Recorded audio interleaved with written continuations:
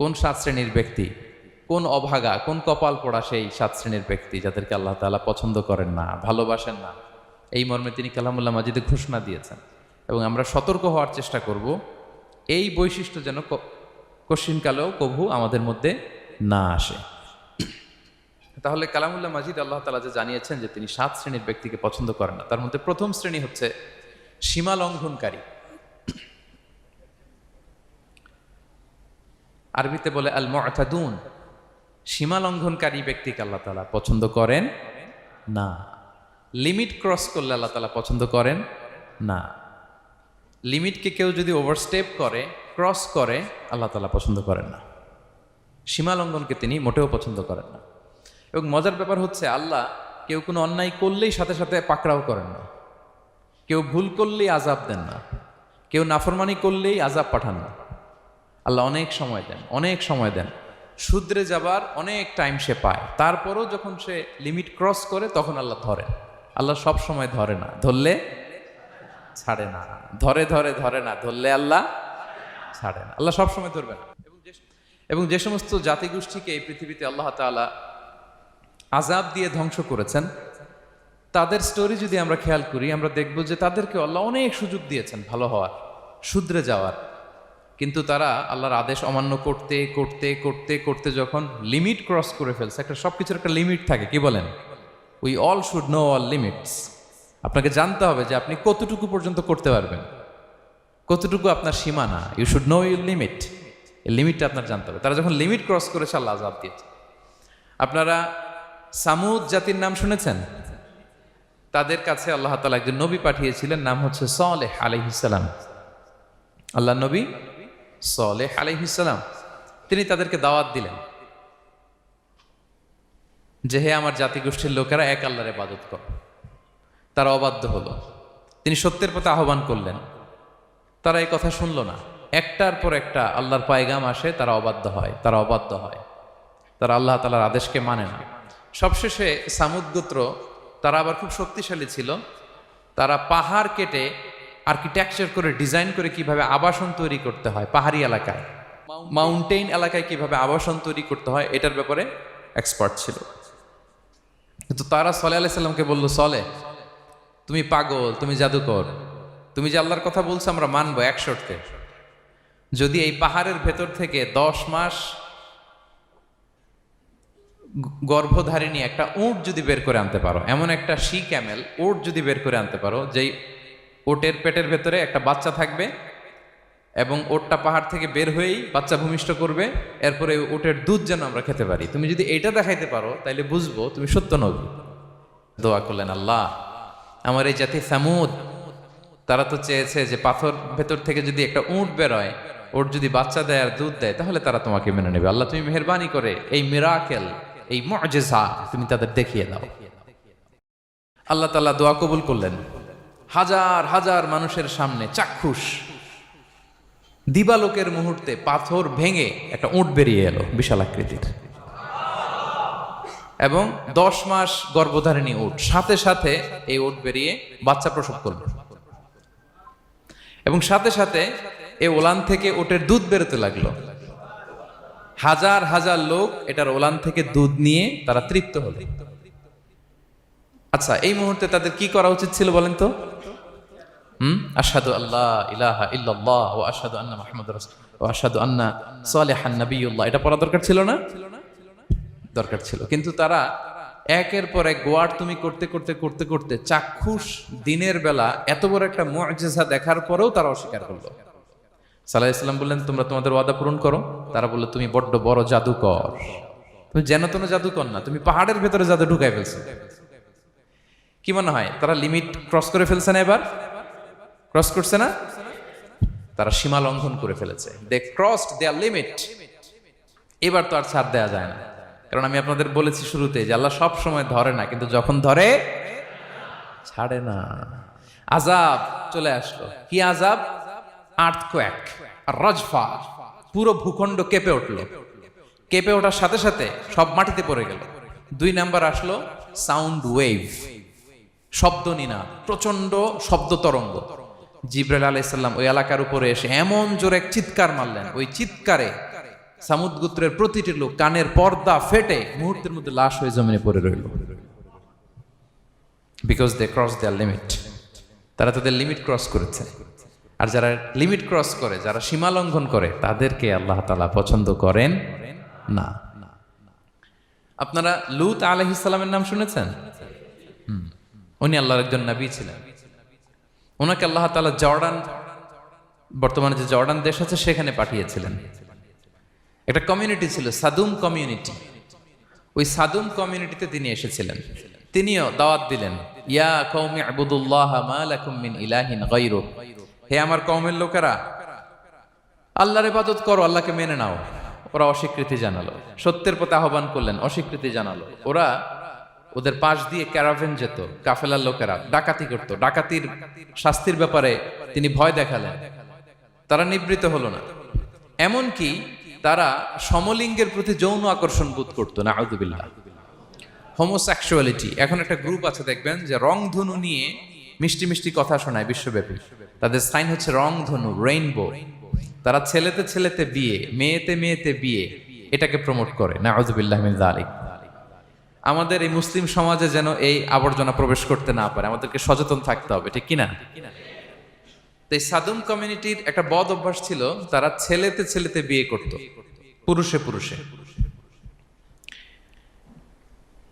আল্লাহ নবী লূত আলাইহিস সালাম তাদেরকে বুঝালেন যে পৃথিবীতে কেউ এই পাপ কাজ করেনি।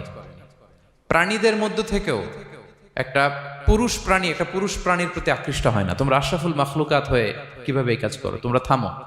তিনি নানা ভাবে হৃদয় নিংড়ানো ভাষা দিয়ে দাওয়াত দিলেন, কিন্তু তারা মানল না। তারা এই পাপ কাজ করতেই লাগলো, করতেই লাগলো, করতেই লাগলো। আল্লাহ তাআলা ফেরেশতা পাঠিয়েছিলেন ওনার কাছে পুরুষের আকৃতিতে। তারা এই আল্লাহর পাঠানো ফেরেশতাদের সাথে এই অপকর্ম করার প্ল্যান করেছিল। তারা মনে করেছিল সাধারণ মানুষ, আসলে এগুলো ছিল কি? আল্লাহর ফেরেশতা।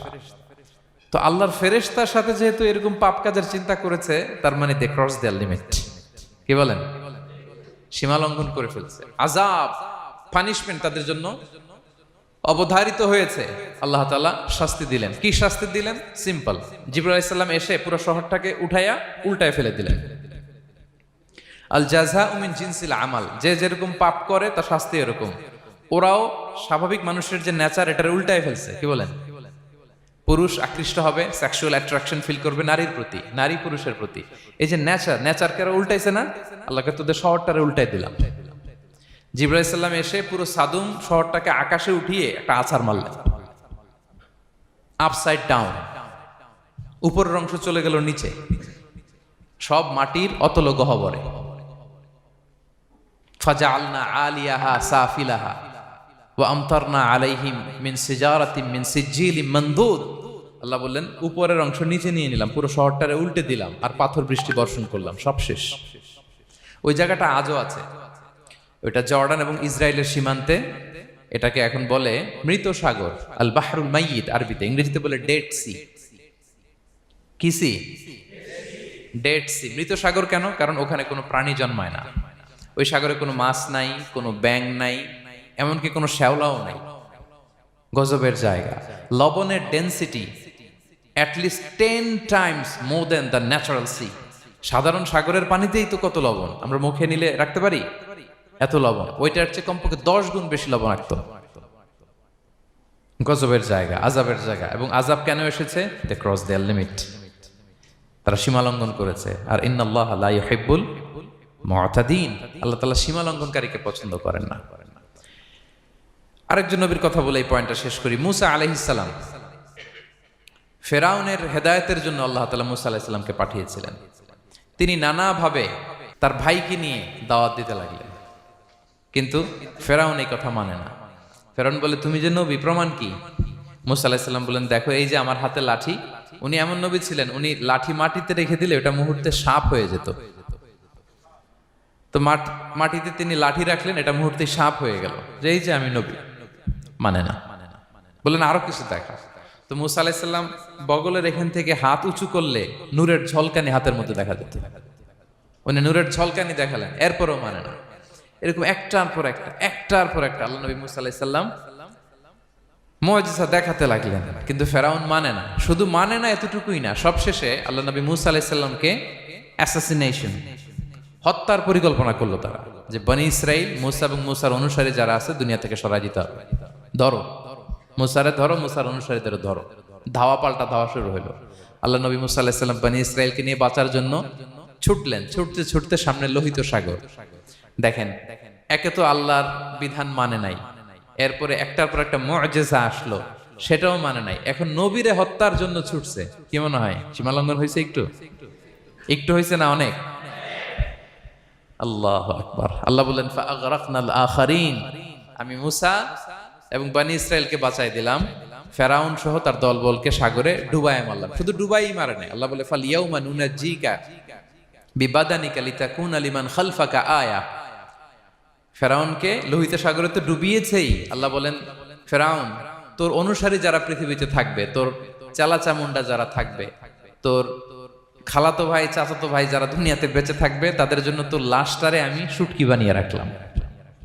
Up to the day of judgement, কিয়ামত পর্যন্ত ফেরাউনের লাশটা মিশরের জাতীয় জাদুঘরে ড্রাই বডি হিসেবে আছে। আমি নিজে দেখে এসেছি নিজ চোখে, মমিফাইং করে শুটকি বানায় রাখছে। এভাবে পৃথিবীতে যতগুলো জাতিগোষ্ঠীকে আল্লাহ তাআলা আযাব দিয়ে ধ্বংস করেছে, তার কারণ হচ্ছে সীমা লঙ্ঘন। তার কারণ কি? প্রিয় ভাইরা, আমরা যেন আমাদের লাইফস্টাইলের দিকে একটু খেয়াল করি, যে এই সীমা লঙ্ঘনের কাতারে আমরা চলে আসলাম কিনা, আমরা চলে আসলাম কিনা, আমাদেরকে খেয়াল রাখতে হবে। আল্লাহ তাআলা সীমা লঙ্ঘনকারীকে পছন্দ করেন না। ইন্নাল্লাহা লা ইউহিব্বুল মুআতাদিন, তিনি সীমা লঙ্ঘনকারীদেরকে পছন্দ করেন না।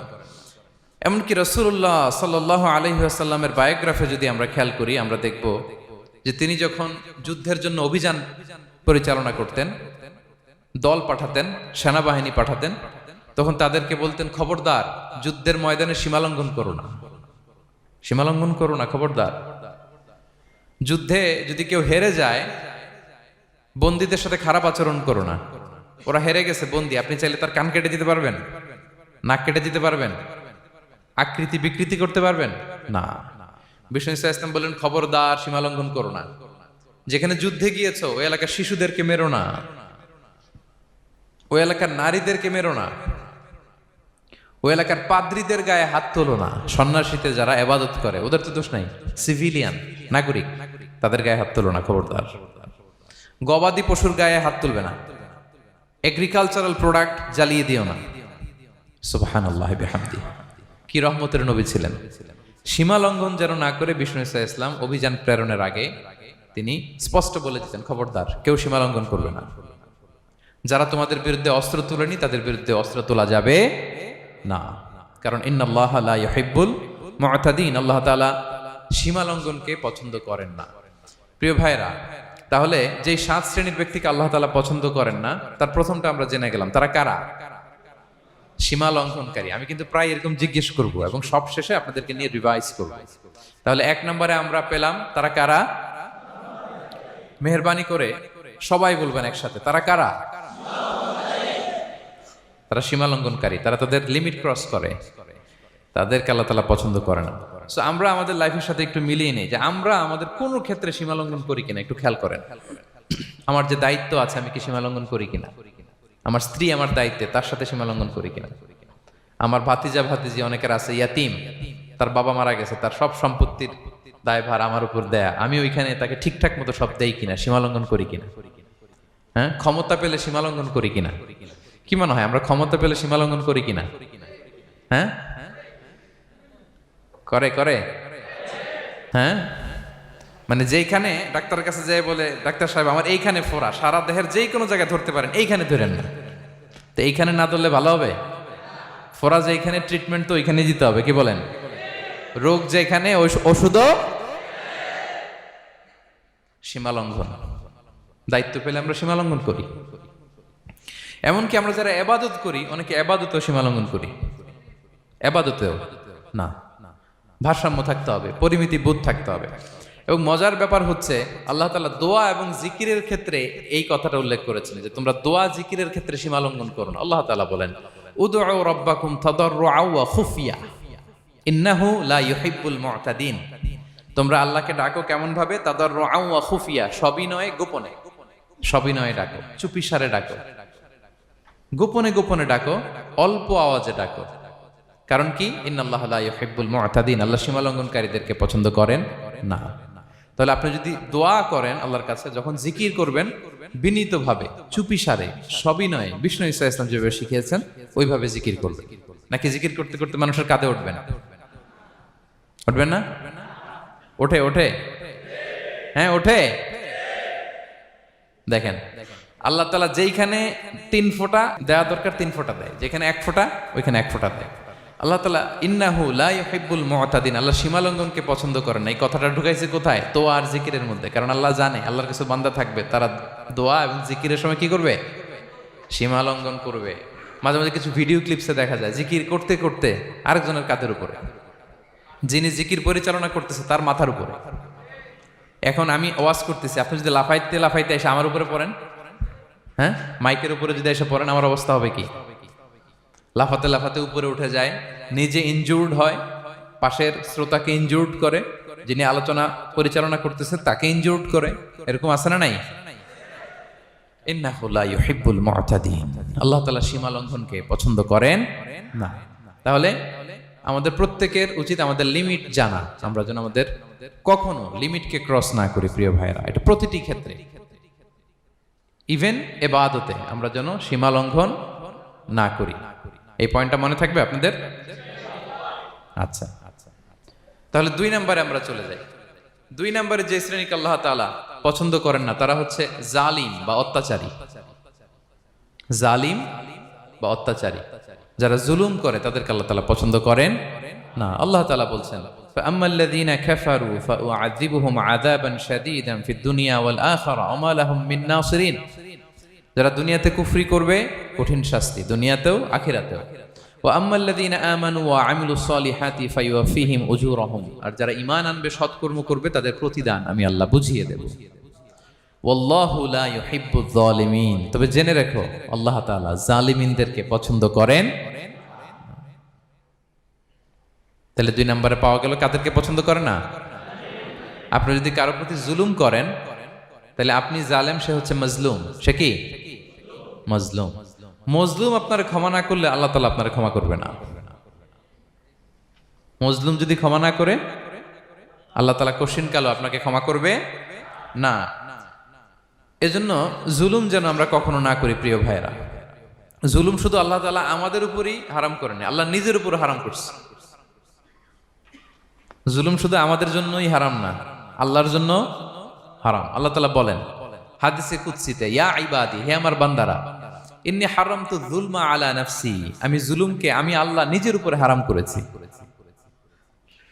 ওয়া জাআলতুহু বাইনাকুম মুহাররামা, এবং এই জুলুমকে তোমাদের উপর হারাম করেছি। ফালা তাযালামু, তোমরা একে অপরের উপর জুলুম করো না। জুলুম শুধু আমাদের উপরই হারাম না, আল্লাহ নিজের উপর হারাম করেছেন। তাহলে জুলুমের সাথে কি মুমিনের কোনো সম্পর্ক থাকতে পারে? পারে না। এবং আল্লাহ তাআলা কখনো কোনো বান্দার উপর জুলুম করেন না। ওয়া আন্নাল্লাহা লাইসা বিযাল্লামিন লিল আবিদ, তিনি তার বান্দার উপর জুলুম করেন না। কোনোভাবেই যেন জুলুম না হয়ে যায়, এজন্য আল্লাহ তাআলা কিয়ামতের দিন মাওয়াজিনাল কিসত, ন্যায়ের মানদণ্ড তিনি প্রতিষ্ঠা করবেন, যাতে একটু ভুল না হয়ে যায়, জুলুম না হয়ে যায়।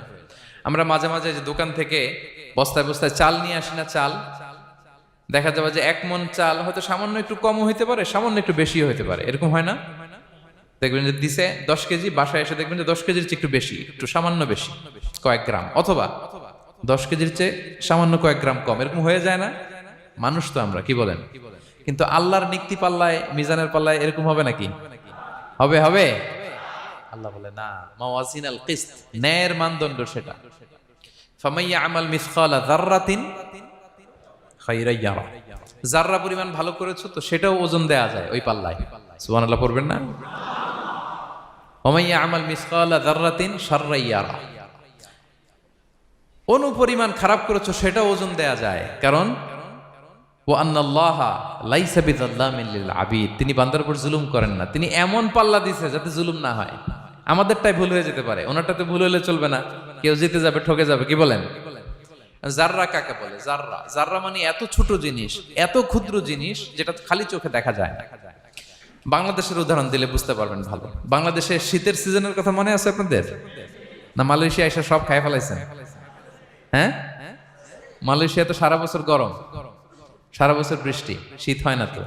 বাংলাদেশের শীতের সিজনে টিনের ঘর যাদের থাকে, মনে আছে কিনা জানি না আপনাদের, ওই টিনের চালে যদি ছিদ্র থাকে, শীতের দিন টিনের চালে যদি ছিদ্র থাকে, তাহলে মাঝে মাঝে দেখবেন ওই চিকন ছিদ্রটা দিয়ে সূর্যের একটা আলো ঘরের ভিতরে ঢুকে।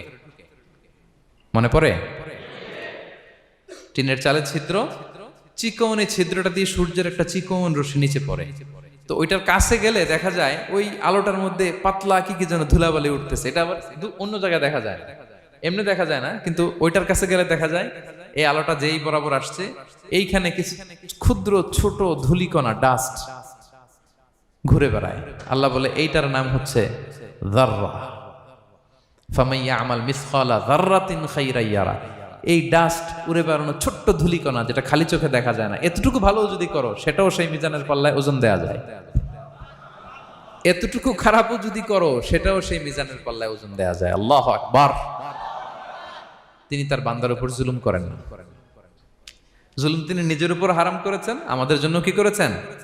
হারাম করেছেন। এবং বিষ্ণু ইসলাম আরো ভয়ঙ্কর কথা বলেছেন। তিনি বলেছেন, মান যালামা কিদা শিবরিন মিনাল আরদি তুবিকাহু মিন সাবঈ আরাদিন। কেউ যদি জুলুম করে তার ভাইয়ের 1 বিঘত পরিমাণ জমিন খায়। 1 বিঘত চিনেন তো?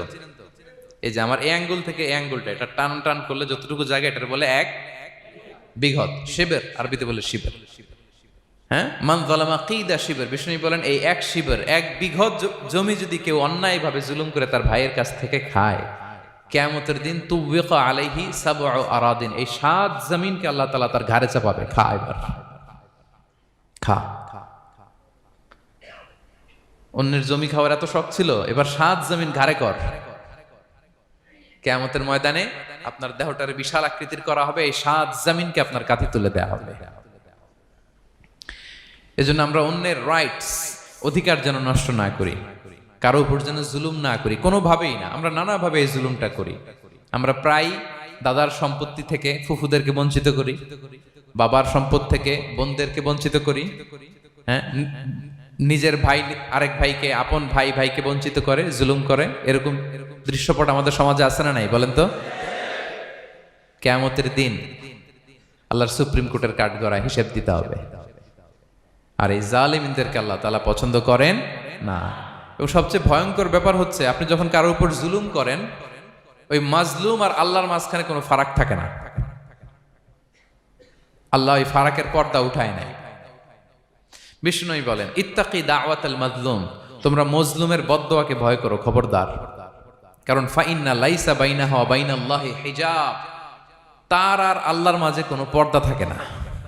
দোয়া করলেই ওটা আরশে যেয়ে কবুল হয়ে যায়। আল্লাহ তাআলার চারিপাশে অনেক পর্দা আছে।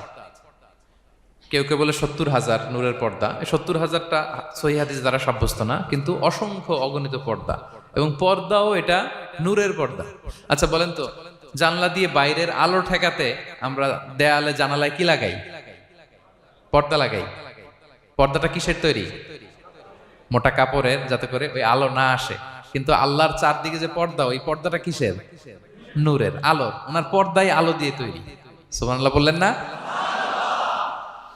বিষ্ণু বলেন, ইত্তাকি দাওয়াতাল মাজলুম, মজলুমের বদদোয়াকে ভয় করো। ফাইন্না লাইসা বাইনাহা ওয়া বাইনাল্লাহি হিজাব, কেউ যখন মজলুম হয়ে কেঁদে বদদোয়া করে, তার আর আল্লাহর মাঝে ওই পর্দা থাকে না। বদদোয়া করছে, ডাইরেক্ট কবুল। খবরদার আমার পেনাঙ্গের ভাইয়েরা, আমরা যেন জালিম না হই।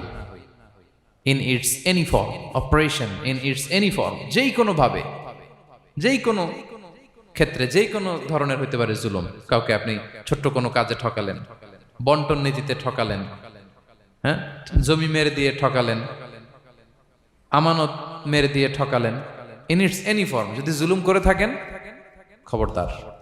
মজলুমের কান্না কখনো বৃথা যায় না। মজলুমের কান্না কখনো বৃথা যায় না। জীবনের কোনো না কোনো সময়ে এর প্রায়শ্চিত্ত আপনাকে করতে হবে। জীবনের কোনো না কোনো সময়ে এর প্রায়শ্চিত্ত করে আপনাকে মরতে হবে।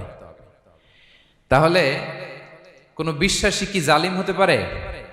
কারণ ইন্নাল্লাহা লা ইউহিব্বুল যালিমিন, আল্লাহ তাআলা জালিমদেরকে পছন্দ করেন না। তাহলে জুলুমের সাথে আমাদের কোনো সম্পর্ক আছে? হ্যাঁ, কোনো সম্পর্ক আছে?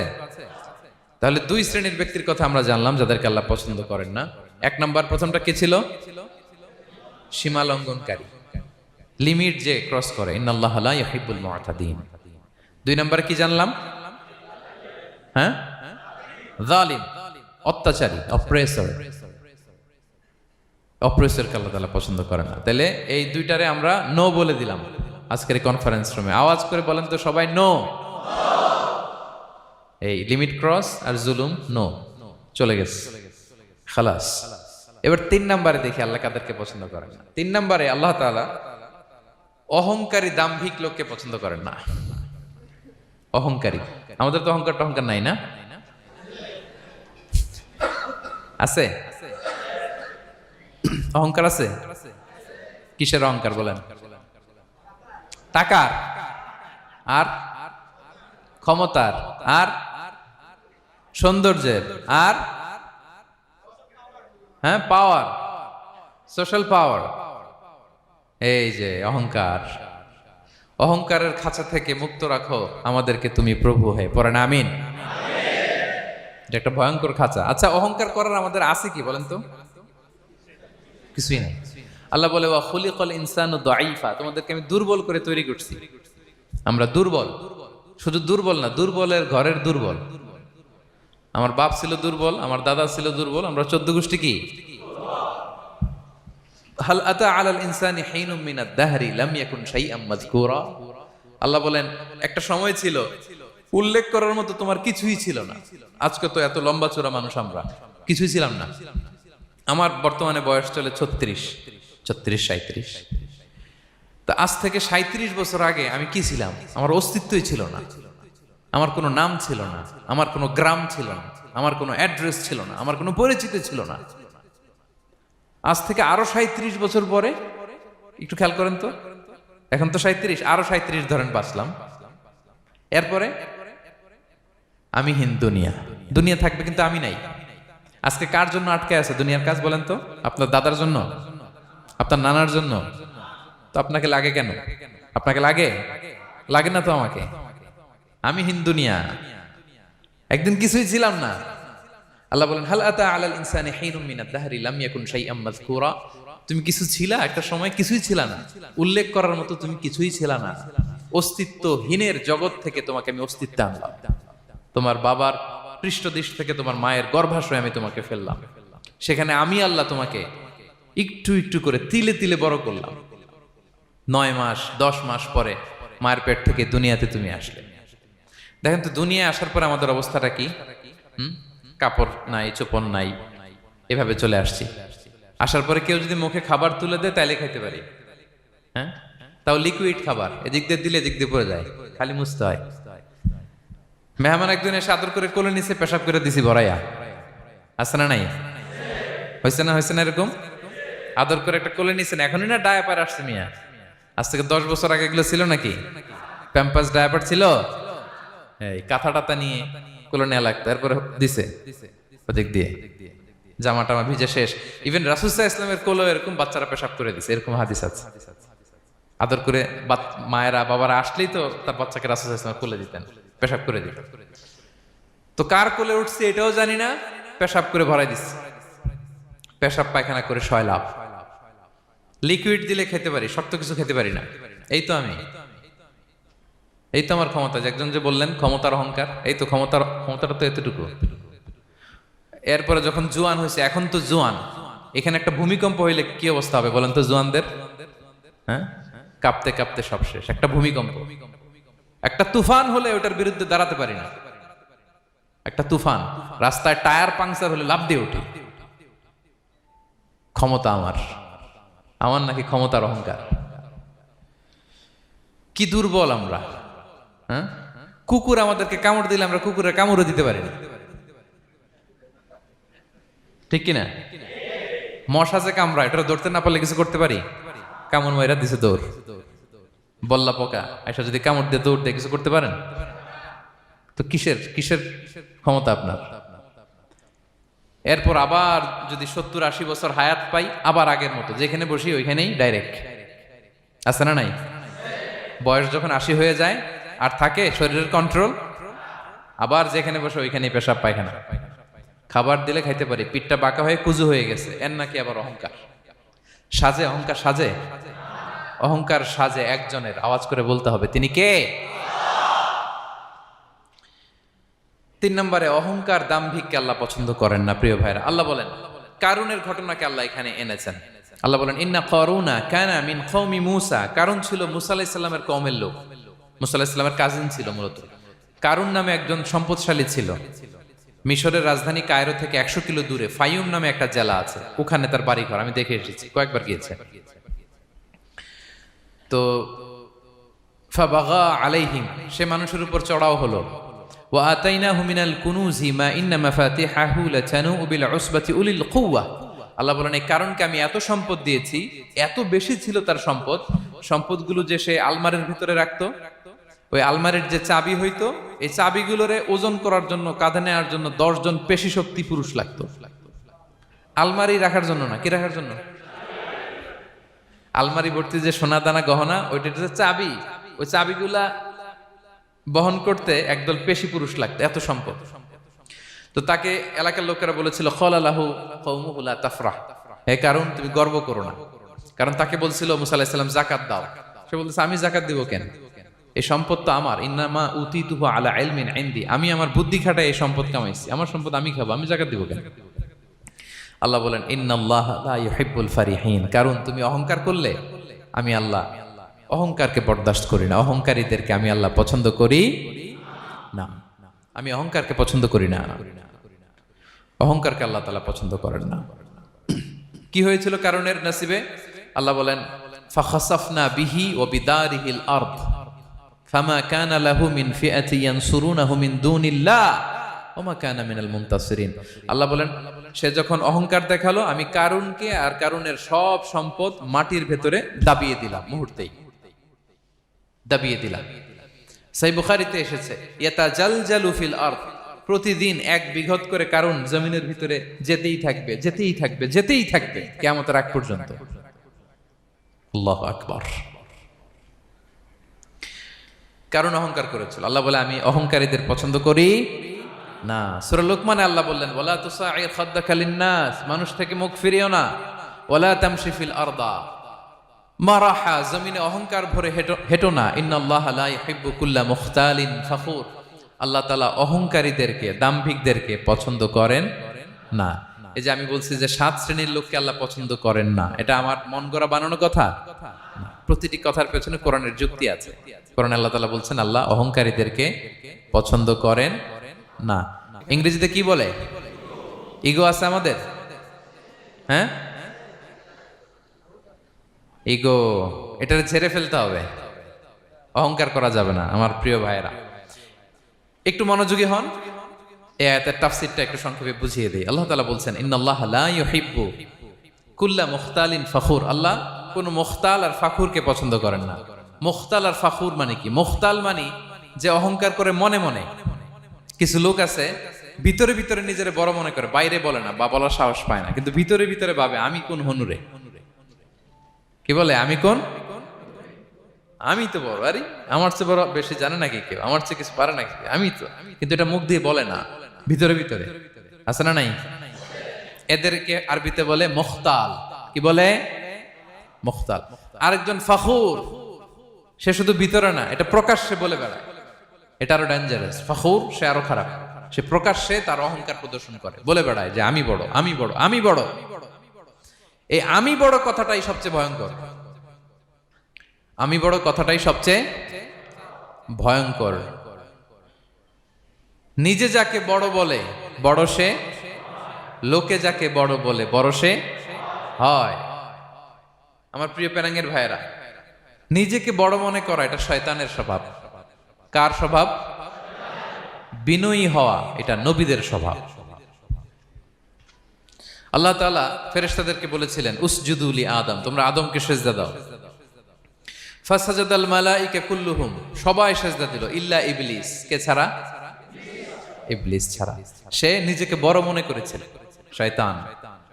কিভাবে? সে লজিক খাটাইলো আল্লাহর সাথে। সে লজিক দিয়ে আল্লাহর বলে আল্লাহ ক্বালা আনা খায়রুম মিনহু, আল্লাহ আমি কেন সিজদা দেব, আমি তো আদমের চেয়ে শ্রেষ্ঠ, আমি বড়।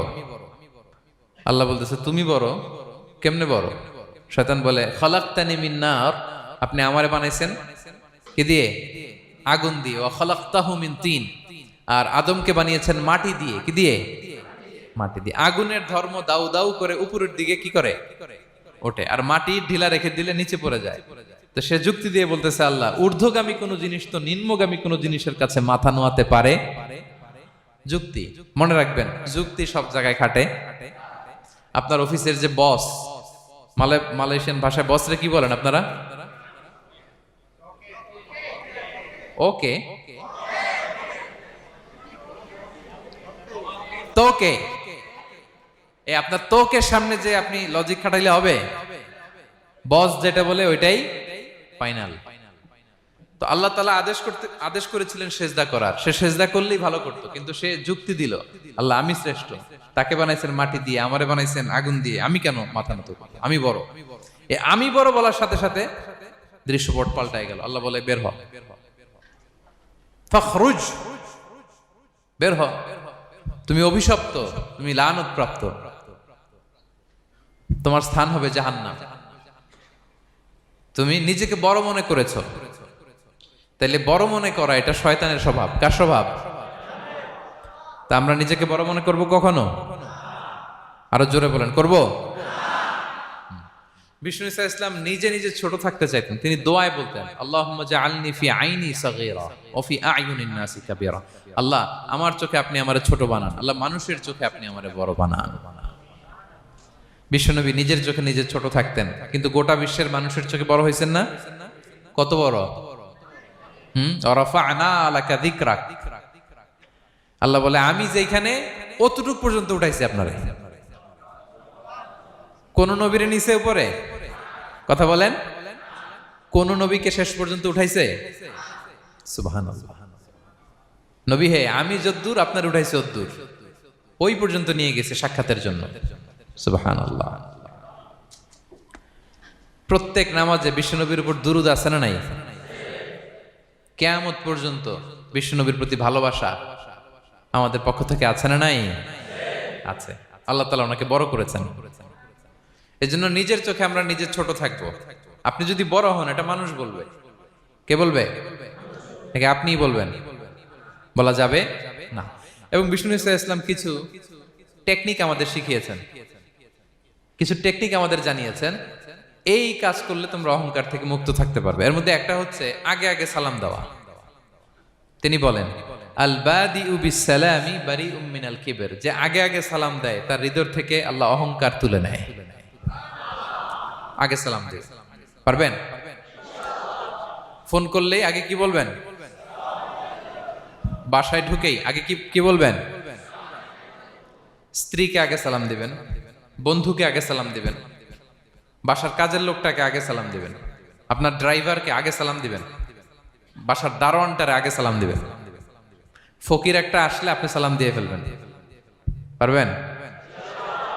হৃদয় থেকে অহংকার ফেলে দিবে কে? আগে আগে আমরা সালাম দিব। এবং তার চেয়ে ভয়ঙ্কর কথা হচ্ছে বিষ্ণু ইসলাম বলেন যে লা ইয়াদখুলুল জান্নাতা মান কানা ফি কলবিহি মিসকালু হাববাতি খারদাল মিন কিবর, যার হৃদয়ে সরিষার দানা পরিমাণ অহংকার থাকে ওই ব্যক্তি কশিনকালেও আল্লাহর জান্নাতে প্রবেশ করার সুযোগ পাবে না। কশিনকালেও পাবে না। এর কারণ অহংকার আল্লাহর চাদর। অহংকার কার চাদর? আল কিবরিয়া উরিদাই ওয়াল আযামাতু ইজারি। আল্লাহ বলে অহংকার আমার চাদর, বড়ত্ব আমার লুঙ্গি। যে এগুলো ধরে টান দেয় তারে আমি জাহান্নামে নিক্ষেপ করব। ফালা উবালি, আই ডোন্ট কেয়ার, আমি ওদিকে কেয়ার করি না, আমি তারে জাহান্নামে ফেলবো। সো অহংকার আমাদের সাজে না। আমি শুরুতেই তো বললাম আমাদের লাইফ সার্কেলটা একটু দেখাইলাম না যে ছিলাম কই, অস্তিত্বহীন থেকে দয়া করে মায়া করে তিনি আমাকে অস্তিত্বে এনেছেন। কত ছোট্ট, কত ক্ষুদ্র, কত নগণ্য, কত দুর্বল ছিলাম আমরা। আবার যৌবনের একটা পিরিয়ড কাটিয়ে, যৌবনের সময় তো কতটা দুর্বলতা বললাম, আবার সে দুর্বল, মানে দুর্বল থেকে দুর্বল। এই হচ্ছে আমাদের লাইফ স্টোরি, লাইফ হিস্ট্রি। তাহলে অহংকার আমাদের সাজে। অহংকার তার সাজে যার কোনো ক্ষয় নাই, যার কোনো লয় নাই, যার কোনো অভাব নাই, হ্যাঁ, গোটা বিশ্ব তার মুখাপেক্ষী, তিনি কারো মুখাপেক্ষী না, ঠিক কিনা? গোটা বিশ্ব তার কাছে ঠেকা, তিনি কারো কাছে ঠেকা না, ঠিক কিনা? গোটা বিশ্ব তাদের সার্ভাইভালের জন্য তার প্রতি মুখ থুবড়ে পড়ে থাকে, তিনি কারোর জন্য বসে থাকা লাগে। অহংকার সাজে তার। আর এই আল্লাহর অহংকারের চাদর ধরে যে টান দেয়, আল্লাহ বলে ওরা আমি জাহান্নামে ফেলবো, আর তাদেরকে আমি পছন্দ করি না। আল্লাহ তাআলা অহংকারীদেরকে পছন্দ করেন না। তাহলে অহংকারকেও আমরা না বলে দিব, নো বলবো, নো। আওয়াজ করে বলেন নো। শুধু মুখে মুখে নো নাকি অন্তর থেকে? এই তো আজকের দিওয়ান কুলিয়ার বাইরে ফেলে দিছে আমরা অহংকার। কি বলেন পেনাঙ্গের ভাইরা? আর অহংকার করব? আপনি বিনয়ী হন। মান তাওয়াদা তারাফা, বিষ্ণুই বলেন যে নিচু হয় আল্লাহ ওরে টাইনা উঁচু করে। আপনি বিনয়ী হবেন, আল্লাহ আপনার উঁচু করবে। আর আপনি উঠতে চাবেন, এক থাপ্পড় মেরে জমিনে আল্লাহ মিশাই দিবে। এজন্য বড়ত্ব, দাম্ভিকতা এটা আল্লাহর পোশাক, আমরা যেন তার পোশাক ধরে টান না দেই। এই পয়েন্টটা কি সবার কাছে ক্লিয়ার? আচ্ছা, কয়টা গেল? এক নম্বরে কি ছিল? হ্যাঁ, সীমা লঙ্ঘনকারীকে আল্লাহ তাআলা পছন্দ করেন না। দুই নাম্বার, এই তো মনে রাখছেন, মাশাআল্লাহ, অনেক এনার্জেটিক অডিয়েন্স, খেয়াল রাখছে। আর শুরুতে বলছিলাম তো, মনে রেখে দিছে এজন্য যে ধরবে তো মাঝখানে। আচ্ছা, জালিমকে আল্লাহ পছন্দ করেন না। এইমাত্র যেটা বললাম, তিন নাম্বার, অহংকারী ব্যক্তিকে আল্লাহ পছন্দ করেন না। চার নাম্বার হচ্ছে অপচয়কারী বা অপব্যয়কারী। অপচয়কারী বা অপব্যয়কারী, এই শ্রেণীর ব্যক্তিকে আল্লাহ তাআলা পছন্দ করেন। আল্লাহ বলেন কুলু ওয়াশরাবু ওয়ালা তুসরিফু, তোমরা খাও পান করো, কিন্তু ওয়ালা তুসরিফু, তোমরা অপব্যয় করো না। ইন্নাহু লা ইউহিব্বুল মুসরিফিন, আল্লাহ তাআলা অপব্যয়কারীকে পছন্দ করেন না। অপচয়, প্রয়োজন নাই তারপরও খরচ, অপ্রয়োজনীয় খরচ, এটা আল্লাহ পছন্দ করেন না। ইভেন কি দানের ক্ষেত্রেও, আপনি যে দান করবেন, এখানেও ভারসাম্যপূর্ণ দানের কথা বলা হয়েছে। আল্লাহ বলছেন ওয়াল্লাযীনা ইযা আনফাকু লাম ইউসরিফু ওয়া লাম ইয়াকতুরু ওয়া কানা বাইনা যালিকা কাওয়ামা, যারা দান করে, দানের ক্ষেত্রে কৃপণতাও করে না, আবার সব দিয়ে দেন। যেমন আপনার ছেলের স্কুলের বেতন দিতে হবে, ফ্যামিলির খরচ আছে, এটা আছে সেটা আছে, কিন্তু আপনি বেতনে সব দিয়ে দিলেন একজনকে, তো আপনি চলবেন কেমনে? দেয়া যাবে না, ভারসাম্যপূর্ণ হয় নাই। ভারসাম্যপূর্ণ হইতে হবে। তাহলে অপচয়টা আল্লাহ তাআলা পছন্দ করেন না। এবং বিষ্ণু ইসা ইসলাম বলেছেন কুলু ওয়াশরাবু, খাও পান করো, ওয়া তাসাদ্দাকু, দান করো, ওয়ালবাসু, যা মনে চায় পরিধান করো। ভালো পোশাক পরিধান করে আপনি আল্লাহ শুকর করবেন, কোনো অসুবিধা নেই, কিন্তু শর্ত হচ্ছে মা লাম ইউখালিতুহু ইসরাফ, এটার মধ্যে কোনো ধরনের অপচয় অপব্যয় থাকতে পারবে, আও মাখিলা, অথবা বড়ত্ব থাকতে পারবে না। তাহলে 4 নম্বরে আমরা জানলাম যে অপচয়কারীকে আল্লাহ তাআলা পছন্দ করেন না। শুধু এখানেই শেষ না, আল্লাহ তাআলা অপচয়কারীকে শয়তানের ভাইয়ের সাথে তুলনা করেছেন। কার ভাই? আল্লাহ বলেন ওয়ালা তুবাযযির তাবযীরা, তোমরা অপচয় করো না, কারণ ইন্নাল মুবাযযিরিনা কানু ইখওয়ানা শায়াতিন, অপচয়কারী কার ভাই? ওয়া কানা শাইতানু লিরাব্বিহি কাফুরা, শয়তান তার প্রভুর ব্যাপারে অকৃতজ্ঞ। তাহলে আমরা জানলাম অপচয়কারী কার ভাই? আচ্ছা বলেন তো, বুঝে শুনে উত্তর দিন। যিনি শয়তানের ভাই, উনি নিজেও একটা কি? বলে ফেলছেন আপনারাই, আমি আর কি বলবো। যারা আল্লাহ শয়তানের ভাই বানাইছে, ও নিজেও একটা কি? তাহলে এটা যেন আমরা না করি। আমরা যেন পরিমিতি বোধ যেন আমাদের ব্যয়ের ভেতরে থাকে। এই আয়াতগুলোতে আমরা দুইটা শব্দ পাই, একটা ইসরাফ আর একটা তাবযীর। ইন্নাল্লাহা লা ইউহিব্বুল মুসরিফিন, আর জায়গা ওয়ালা তুবাযযির তাবযীরা। দুটোই হারাম পেনাঙ্গের ভাইয়েরা। পার্থক্যটা কি? পার্থক্য হচ্ছে ইসরাফ মানে হচ্ছে বৈধ বা হালাল কোনো ক্ষেত্রে প্রয়োজনাতিরিক্ত ব্যয় করা। হালাল হালাল, কিন্তু আপনি অতিরিক্ত খরচ করছেন। বাসায় আম লাগবে 2 কেজি, কয় কেজি? 2 কেজি হলে সুন্দর খাওয়া যায়। নিয়ে আসছেন 10 কেজি, কয় কেজি? 3 দিন পরে এগুলো পচে টচে নষ্ট হয়েছে, অপচয় হয়েছে না? কিন্তু আম কিনা হালাল না হারাম? আম খাওয়া হালাল না হারাম? তাহলে এই যে হালাল জিনিসে প্রয়োজনাতিরিক্ত যে খরচ করছেন, এটাকে বলে ইসরাফ, এটা নিষেধ। আরেকটা আল্লাহ যেটা আরো ভয়ঙ্কর, শয়তানের ভাই বানাইছে আল্লাহ যে কারণে, ওটার বলে তাবযীর। ওটা কি? তাবযীর হচ্ছে অবৈধ বা হারাম কোনো ক্ষেত্রে প্রয়োজনাতিরিক্ত ব্যয় করা। এমনি কাজটা হারাম, এমনি কাজটা কি?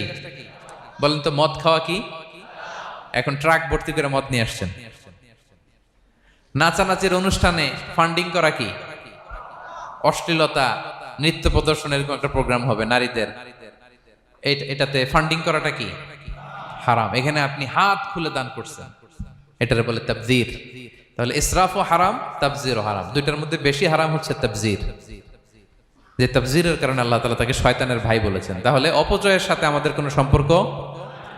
আমরা একটু গলা ফাটিয়ে অপচয়কে নো বলে দিব। আওয়াজ করে বলেন নো।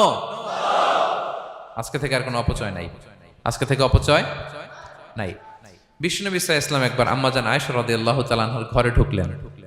ফাওয়াজাদা কিসরাতা খুবজিন মুলকাতিন আলাল আরদ। আম্মাজান আয়েশার ঘরে ঢুকেই দেখলেন এক টুকরো রুটি মাটিতে পড়ে আছে। কোথায় পড়ে আছে? ফাগাদিবান নবী, নবী সাল্লাল্লাহু আলাইহি ওয়াসাল্লাম রেগে গেলেন। তিনি রাগান্বিত হলেন, প্রচন্ড রেগে গেলেন। রেগে আম্মাজান আয়েশাকে বললেন, আয়েশা, এই যে আল্লাহর রিজকে তুমি নষ্ট করছো, আল্লাহর রিজিকের মূল্যায়ন করতে শেখো আয়েশা। কোন ঘরে যদি আল্লাহর রিজিক আসে আর ওই রিজিককে যদি মূল্যায়ন করা না হয়, তাহলে সেই রিজিক আর এই ঘরে আসে না। কারণ এই রুটিটা খেয়েই তো তুমি বেঁচেছিলা, ঠিক কিনা?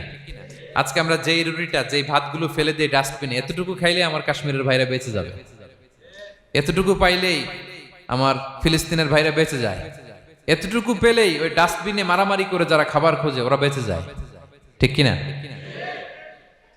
এজন্য বিষ্ণু সাল্লাল্লাহু আলাইহি ওয়াসাল্লাম রেগে গেলেন। বিষ্ণু সবসময় রাখতেন না। রেগে বললেন, আয়েশা, আল্লাহর নেয়ামতের কদর করো। তোমার ঘরে রিজিক আসলে ওটার যদি মর্যাদা না দাও, এই রিজিক তোমার ঘরে আর ঢুকবে না। নট নেসেসারি শুধু খাবারের ক্ষেত্রে, যে কোনো ক্ষেত্রে অপচয় যেন না হয়।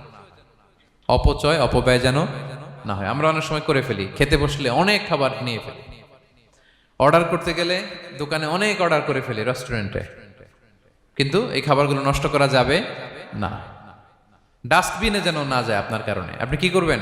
লেফট ওভার ফুড সাথে করে বঙ্গুজে নিয়ে আসবেন। আপনারা তো বঙ্গুজ বলেন নাকি? পেনাঙ্গে কি বলে?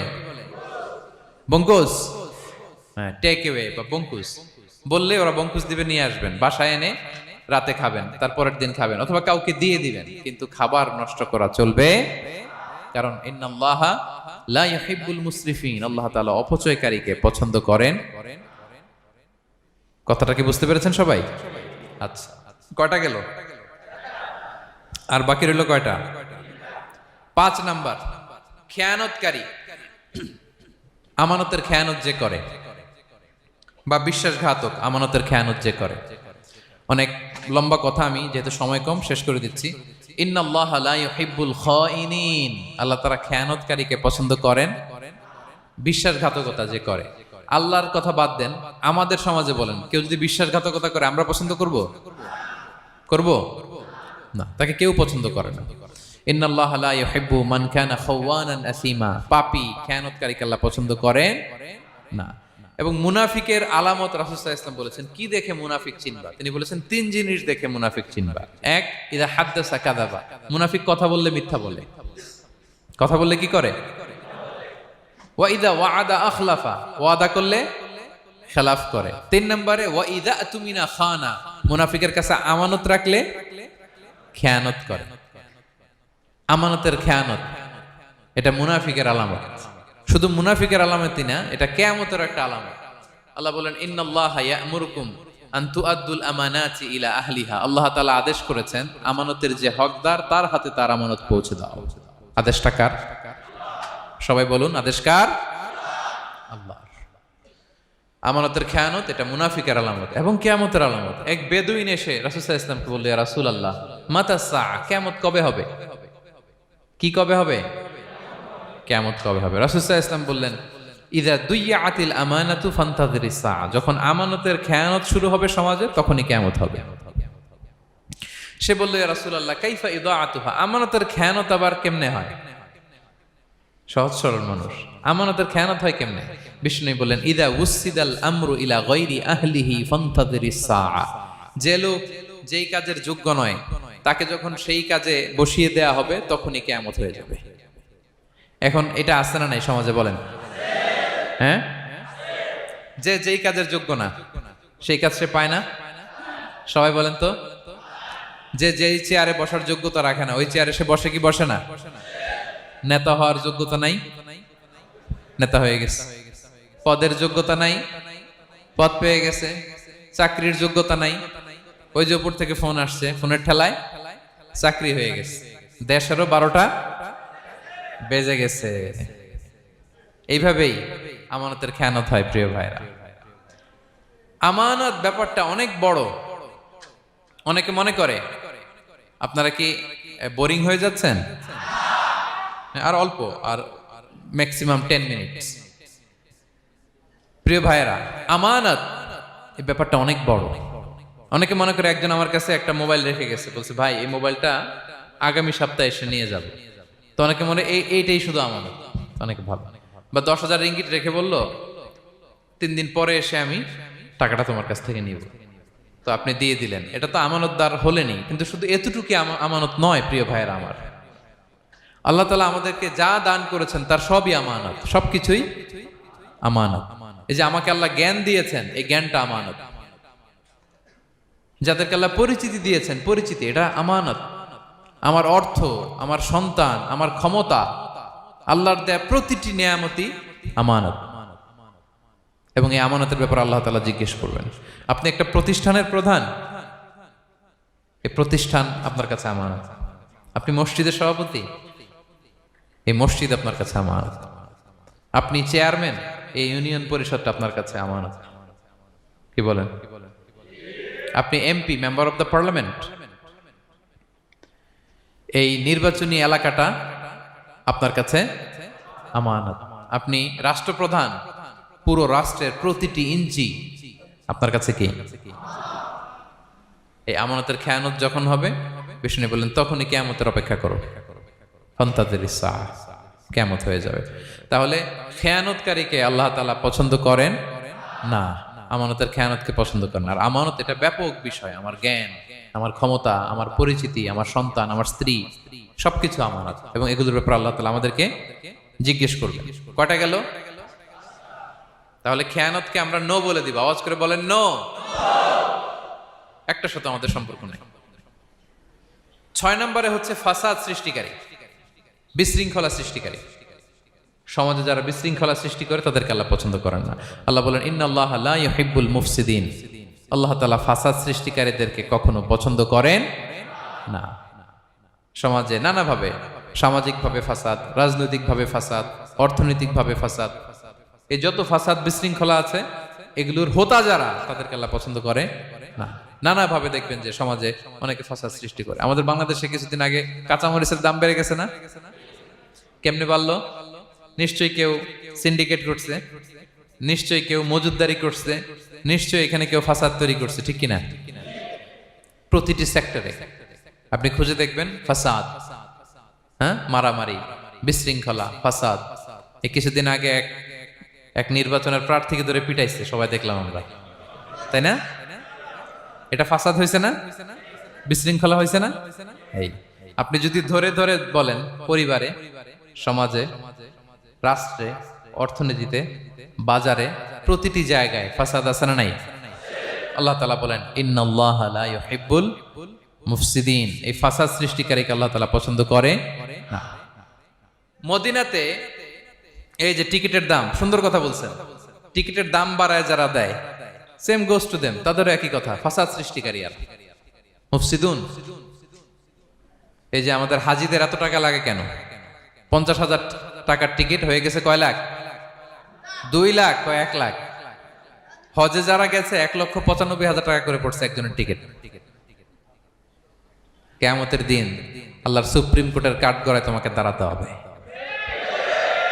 পাই টু পাই। সেদিন হিসেব নিয়ে আল্লাহ তাআলা ছাড়বেন, ঠিক কিনা? সেদিন হবে আসল খেলা। এখন তো আমরা মাইক পেলেই বলি খেলা হবে, কিন্তু আসল খেলা কবে? লক্ষ লক্ষ কোটি মানুষের সামনে আল্লাহ তাআলা আপনার এই গোমর ফাঁস করে দিবেন। আল্লাহ তাআলা আপনাকে অপমানিত করে ছাড়বেন। তাই কোনো ফাসাদের সাথে, বিশৃঙ্খলার সাথে মুমিনের কোনো সম্পর্ক থাকতে পারে। মদিনায় মুনাফিকেরা এই ফাসাদ তৈরি করত। যখন তাদেরকে বলা হতো তোমরা ফাসাদ করো কেন, ওয়া ইযা কিলা লাহুম লা তুফসিদু ফিল আরদ ক্বালু ইন্নামা নাহনু মুসলিহুন, তারা বলল আরে ফাসাদ কে, আমরাই তো ভালো মানুষ, আমরাই তো ভালো মানুষ, আমরাই তো ভালো কাজ করি। আল্লাহ বলে না, আলা ইন্নাহুম হুমুল মুফসিদুনা ওয়ালাকিন লা ইয়াশউরুন, ওরাই ফাসাদ সৃষ্টিকারী, ওরাই ফাসাদ সৃষ্টিকারী, ওরাই সমাজে বিশৃঙ্খলা সৃষ্টিকারী। ওদের ভেতরে এক বাইরে আরেক, তার নাম মুনাফিক, ঠিক কিনা? মুনাফিকের সহজ সংজ্ঞা কি জানেন? ভিতরে লালন করে একটা অনুভূতি বা ভাবে একটা, কিন্তু মুখ দিয়ে বলে, তার মানে ভেতরে এক বাইরে আরেক, তার নাম দুই মুখো সাপেরা। এদিকে যায় বলে আপনার লগে আছে, আপনি খুব ভালো, ওদিকে যায় বলে আরে না না উনি কি, উনি তো খুব খারাপ মানুষ, আপনি অনেক সবচেয়ে ভালো, আমি আপনার সাথে আছি। এরকম ডাকাইতে আছে না নাই? দুমুখো সাপ, ডাবল স্ট্যান্ডার্ড, নেহি এদার নেহি ওদার, দারমিয়ান মে সাদার বাদার, ডানেও না বায়েও না, মাঝখানে সদর বদর, বুঝেন? দুই নৌকার মধ্যে দুই পা দিছিলেন কখনো? কয় দিছি। অবস্থা কি হয়েছিল তোমার বলো? হ্যাঁ, পড়ে গেছিল, পড়বে। দুই নৌকায় দুই পা দেওয়া যায় না, হয় এই পা এদিকে নিয়ে আসতে হবে না ওদিকে চলে যেতে হবে, দুই পা দিলে এই উল্টায় পড়বে। মুনাফিকদের স্বভাব এটা, দুমুখো সাপ, ডাবল স্ট্যান্ডার্ড মেনটেন করে, টু ফেসড পার্সোনালিটি এরা। যেদিকে বৃষ্টি ওদিকে ছাতা, উপরে ফিটফাট ভিতরে সদরঘাট। তাদেরকে যখন বলা হয় তোমরা ফাসাদ সৃষ্টি করো না, ওরা বলে আরে আমরাই তো ভালো। আল্লাহ বলে না, তোমরাই ফাসাদ সৃষ্টিকারী, তোমরা জানো না। তো এই ফিতনা ফাসাদকে আল্লাহ হত্যার চেয়েও জঘন্য বলেছেন। তিনি বলেছেন আল ফিতনাতু আকবারু মিনাল কাতল। এই ফিতনা সৃষ্টি করা, সমাজে পণ্যের দাম বাড়ানো, কাঁচামরিচের দাম বাড়ানো, অন্যের হক নষ্ট করা, টিকিটের দাম বাড়ানো, মজুদদারি করা, সমাজের স্বাভাবিক সামাজিক রাজনৈতিক ভারসাম্য যারা নষ্ট করে, এগুলো সব মুফসিদুন। সব কি? মুফসিদুন, ফাসাদ সৃষ্টিকারী, ফিতনাবাজ। আকবারু মিনাল কাতল, সমাজের স্বাভাবিক যে ধারা, এই ফ্লোটাকে তারা নষ্ট করে। এবং ফাসাদের মাধ্যমে যদি কারো ক্ষতি করে, কাউকে কেউ হত্যা করে, সেজন্য গোটা বিশ্বের সবাইকে হত্যা করবে। আল্লাহ বলেন মান কাতালা নাফসান বিগাইরি নাফসিন আও ফাসাদিন ফিল আরদি ফাকান্নামা কাতালান নাসা জামিআ। অন্যায়ভাবে ফাসাদের মাধ্যমে যখন কেউ কাউকে হত্যা করে, সেজন্য গোটা বিশ্বের সবাইকে হত্যা করে। আকবারু মিনাল কাতল, ফিতনা এত বড় ভয়ঙ্কর পাপ। তো এই ফিতনার সাথে, ফাসাদের সাথে, ফাসাদ সৃষ্টি করা, বিশৃঙ্খলার সাথে আমাদের কোনো সম্পর্ক, কারণ ইসলাম শান্তির ধর্ম। কিসের ধর্ম? শান্তির ধর্ম। কোনো অন্যায়, বিশৃঙ্খলা, বোমাবাজি, সন্ত্রাসবাদ, টেরোরিজম, এগুলোর সাথে ইসলামের কোনো সম্পর্ক, শান্তির ধর্ম। এজন্য আল্লাহ তাআলা ফাসাদ সৃষ্টিকারীদেরকে পছন্দ করেন। কয়টা গেল? সব শেষ হচ্ছে মন্দ কথার প্রচারক। আমার ভাইয়েরা, কি কথা? কোন ধরনের বাজে কথা, মন্দ কথা, অশালীন কথা, অশ্লীল কথা আমরা মুখ দিয়ে উচ্চারণ করব। কোন ধরনের বাজে স্ট্যাটাস, মন্দ স্ট্যাটাস, অশালীন স্ট্যাটাস আমরা ফেসবুকে দিব? কারো এরকম অশালীন স্ট্যাটাস শেয়ার দিব? নেভার, কখনো দিব না। আল্লাহ পছন্দ করেন। আল্লাহ বলেন লা ইউহিব্বুল্লাহুল জাহরা বিসসুই মিনাল কাওলি ইল্লা মান যুলিম ওয়া কানা আল্লাহু সামিআন আলিমা। কোন খারাপ কথা কেউ প্রকাশ করবে, পাবলিক করবে, ওপেনলি বলে বেড়াবে, এটা আল্লাহ পছন্দ করে না। কিন্তু সে যদি মাজলুম হয় সেটা ভিন্ন কথা। কোন ধরনের অশ্লীল কথা, অশালীন কথা মুমিনের মুখ দিয়ে বেরোতে পারে। রাসূল সাল্লাল্লাহু আলাইহি ওয়াসাল্লামের ব্যাপারে দেখেন, আনাস রাদিয়াল্লাহু কি বলেন? তিনি বলেন লাম ইয়াকুনিন নবিয়্যু সাল্লাল্লাহু আলাইহি ওয়াসাল্লাম সাব্বাবান। বিষ্ণু সাল্লাল্লাহু আলাইহি ওয়াসাল্লাম মুখ দিয়ে কোনোদিন কাউরে বকা দেয় নাই, গালি দেয় নাই। ওয়ালা ফাহাশান, আমার নবী কখনো তার জবান মোবারক দিয়ে অশালীন কথা বলেন নাই। ওয়ালা লাআনান, কাউকে লানত তিনি করেন নাই। সুবহানাল্লাহ পড়েন। তো সেই নবীর উম্মত হয়ে আমরা কোনো খারাপ কথা বলবো? অশালীন কথা? একসাথে বন্ধুরা যখন বসেন আড্ডা দিতে, যে অনেকে অশ্লীল কথা বলে ফেলে, আছে না নাই? বন্ধুরা কি বলেন আপনারা? Cowan Cowan Cowan. তো এই যে একসাথে বসতে যে অনেক সময় অশালীন, অশ্লীল কথাবার্তা অনেকে বলে ফেলে, এদেরকে আল্লাহ তাআলা পছন্দ করে না। এই জাতীয় কথা যেন আমাদের মুখ দিয়ে কখনো বের না হয়। এবং অশ্লীলতার প্রচার যারা সমাজে ঘটায়, আল্লাহ বলে তাদেরকে দুনিয়াতেও আমি লাঞ্ছিত করব, শাস্তি দেব, আখিরাতেও দেব। আল্লাহ তাআলা বলছেন ইন্নাল্লাযীনা ইউহিব্বুনা আন তাশিআল ফাহিশাতু ফিল্লাযীনা আমানু লাহুম আযাবুন আলীম ফিদ দুনিয়া ওয়াল আখিরাহ। যারা চায় মুমিনদের মাঝে অশ্লীলতা ছড়িয়ে পড়ুক তাদেরকে দুনিয়া আখিরাতে আমি লাঞ্ছিত করে ছাড়বো। দুনিয়ায় লাঞ্ছিত, আখিরাতেও লাঞ্ছিত, দুনিয়াতেও আযাব, আখিরাতেও। এজন্য অশ্লীলতার সাথে আমাদের কোনো সম্পর্ক নাই। আমরা কোনো অশ্লীল কথা যেন আমরা না বলি। এখন অশ্লীলতার সয়লাভ নাটকের নামে, সিনেমার নামে, বিনোদনের নামে আছে না নাই? এই যে ডিভাইস, হ্যাঁ, সয়লাভ, আপনি ঢুকবেন আর বেরোতে পারবেন না, এমন ভাবে আপনাকে এঙ্গেজ করে রাখবে। এগুলোর সাথে মুমিনের কোনো সম্পর্ক আছে না। মুমিন যেটাই করবে ওটা হালাল পন্থায় করবে, ঠিক কিনা? তাই কোনো অশ্লীলতাকে আমরা শেয়ার দিব না। সোশ্যাল মিডিয়ায় কোনো অশ্লীল ভিডিও দেখবো না, শেয়ারও দিব না। কোনো অশ্লীল নাটক, সিনেমা এগুলো আমরা দেখবো না। দিনকে দিন এটা এমন ভাবে গ্রাস করতেছে, আমাদের সমাজটাকে শেষ করে ফেলতেছে এক এক নামে। পত্রপত্রিকা আমরা দেখি এখন নতুন কি আসছে, ওটিটি প্ল্যাটফর্ম। এরপরে কি আসছে, ওয়েব সিরিজ। আছে না নাই? গত কিছুদিন আগে আমি সোশ্যাল মিডিয়া দেখলাম বিভিন্ন জনে স্ট্যাটাস দিচ্ছে, তৈ তৈ তৈ তৈ তৈ, বয়াম পাখি কই। তো আমি ভাবছি হয়তো কোনো বিখ্যাত কবির কবিতা শেয়ার দিচ্ছে। আমি পরে সার্চ দিয়ে দেখি সর্বনাশ, একটা ইন্টারভিউ দেখলাম একজন, এটা নাকি কোন একটা ওয়েব সিরিজ বা মুভি এই জাতীয় কিছু একটা। তো দেখেন, কবিতার নামে, গানের নামে, সাহিত্যের নামে, সংস্কৃতির নামে, এন্টারটেইনমেন্টের নামে, বিনোদনের নামে এই অশ্লীলতার সয়লাভ, ঠিক কিনা? এই অশ্লীলতার সাথে আমাদের কোনো সম্পর্ক আছে? আমরা যেন মুখ দিয়ে উচ্চারণ না করি এগুলো, ঠিক কিনা? বিষ্ণুই বলেন ইন্নাল আবদা লা ইয়াতাকাল্লামু বিল কালিমাতি মা ইয়াতাবায়ানু ফিহা ইয়াজিল্লু বিহা ইলান নার আবআদা মিম্মা বাইনাল মাশরিকি ওয়াল মাগরিব। বান্দা অনেক সময় মুখ দিয়ে এমন কথা মুখ ফসকে বলে ফেলে, এটা যে কত ভয়ঙ্কর, এটা যে তারা জাহান্নামে নিক্ষেপ করবে সে কল্পনাও করতে পারে না। আপনার একটা কথা থেকে আপনি জাহান্নামের অধিবাসী হতে পারেন। এই জন্য সোশ্যাল মিডিয়া ব্যবহারের ক্ষেত্রে আমরা সাবধান। যে কোনো ধরনের গুজব, মিথ্যা কথা, হক্স নিউজ, অশ্লীলতা, স্ক্যান্ডাল এগুলোর সাথে আমাদের কোনো সম্পর্ক নাই। আমরা সব সময় যেন শালীনতার মধ্যে থাকি, সত্যের পক্ষে থাকি। কথা বুঝতে পেরেছেন? তাহলে কয় শ্রেণীর ব্যক্তিকে আল্লাহ পছন্দ করেন না? এক নম্বরে সীমা লঙ্ঘনকারী, 2 নম্বরে জালিম, 3 নম্বরে অহংকারী, 4 নম্বর অপচয়কারী, 5 নম্বর খেয়ানতকারী, আমানতের খেয়ানত, 6 নম্বর ফাসাদ সৃষ্টিকারী, 7 নম্বর মন্দ কথা, অশ্লীল কথার যে প্রচার করে। এগুলো যারা করে এদের সাথে আমাদের কোনো সম্পর্ক, এই 7 শ্রেণীর লোককে আল্লাহ তাআলা অপছন্দ করেন। এগুলো কি আমাদের জীবনে থাকবে? এগুলো আমরা কি শুধু হল রুম থেকে বের করে দিব না পুরো জীবন থেকে? পারা যাবে? পারা যাবে? আওয়াজ করে পড়ুন ইনশাআল্লাহ।